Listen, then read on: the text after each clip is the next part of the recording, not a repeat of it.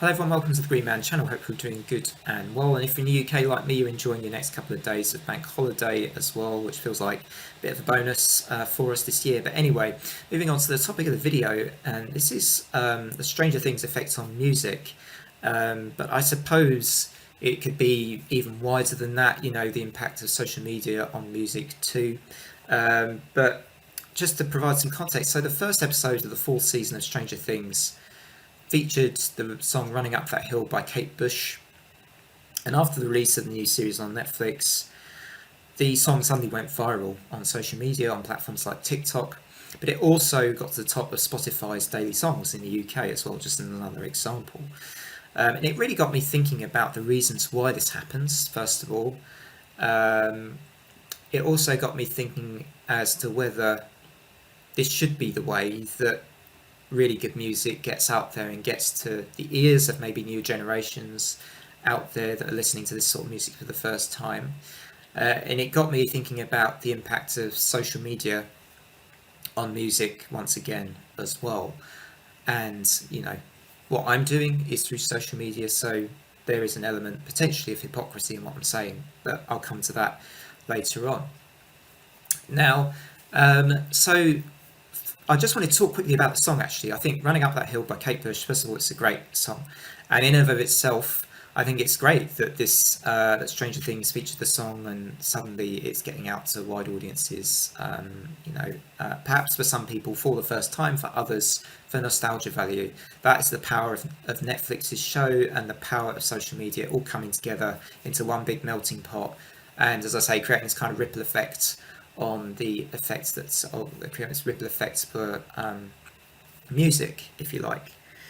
So, just to say that Running Up That Hill has some excellent versions of it as well. So there's the original, obviously, but you've got the version that Kate Bush performed live with Dave Gilmour from Pink Floyd in 1987, which is fantastic. You've got the mesmerising cover version, I think, from First Aid Kit a few years ago. First Aid Kit, a Swedish folk duo, and they did a live version of this song, and it was just incredible for me.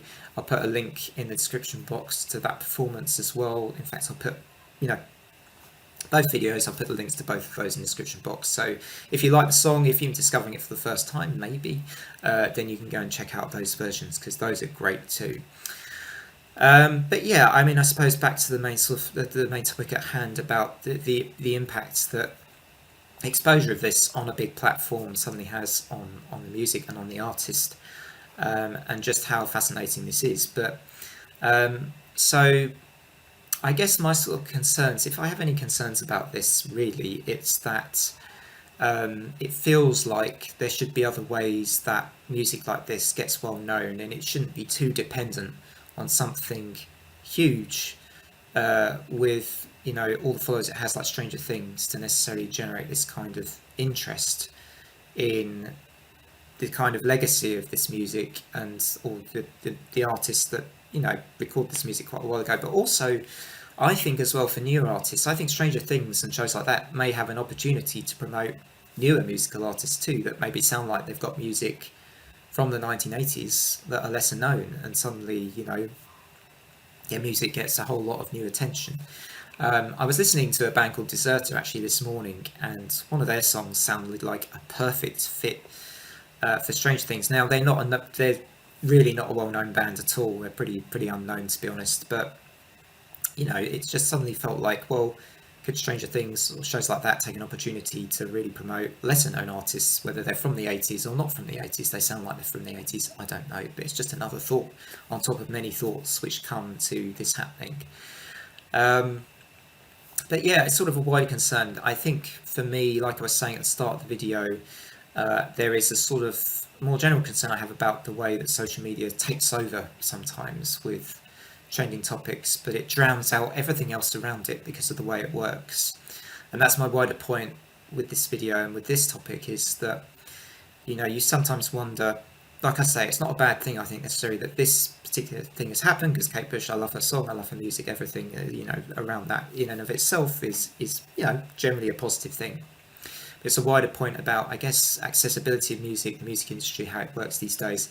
and that all these gems, all these kind of artists of yesteryear, all this music of yesteryear, and the lesser known music as well, is sort of in this sort of gets lost in the tidal wave of social media and the way social media works sometimes, and that artists that aren't so well known don't get the spotlight.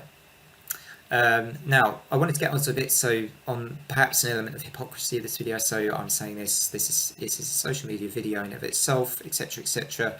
But I like to use my channel and my platform mostly as if you explore the concept of the channel, to sort of share artists, the bands that I love, and perhaps some that don't get, nowhere near the attention even Kate Bush gets, or other of these sorts of artists. So it's a wider point I wanted to make with this video, because I think it has some relevance to how music gets out there and gets spread.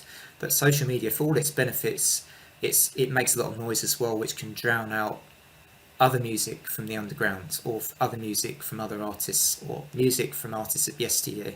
Suddenly it takes Stranger Things, a kind of platform which appeals to multiple generations, to generate this traffic for music which deserves it.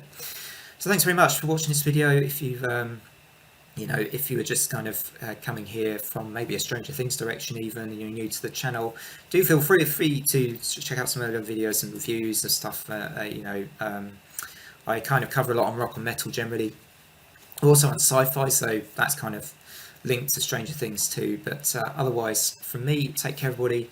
Enjoy your bank holidays in the UK or wherever you are in the world, whatever time it is, and see you next time. Bye for now.